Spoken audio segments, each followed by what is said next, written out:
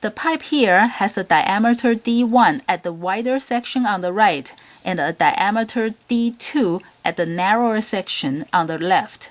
Water flows through the pipe from right to left into this container. The speed of the water flow in the wider section is V1. What is the speed of water in the narrower section? And how much time does it take for water to fill a tank of volume V?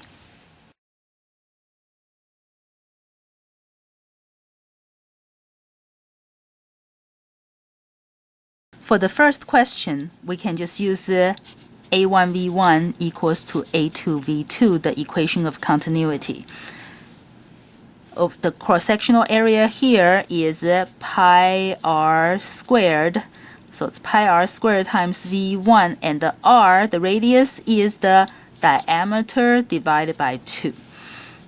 And then on that side, the cross-sectional area, again, it's pi r squared. And this time, this is d2 over 2. That's the r times v2 over here.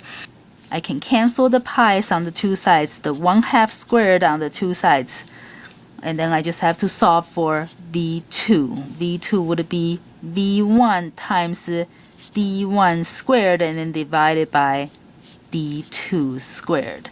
So the answer is D.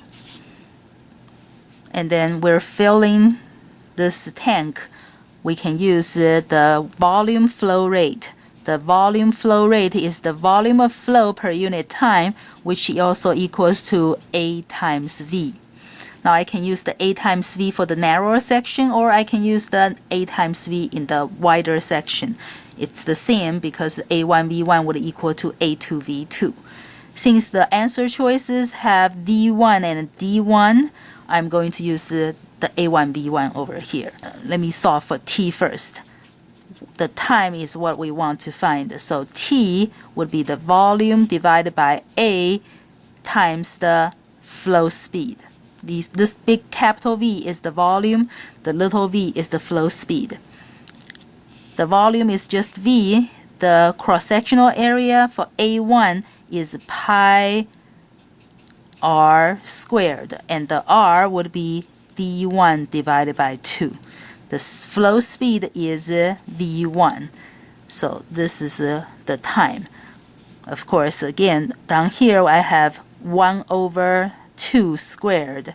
1/4. 1/4 in the denominator means 4 in the numerator.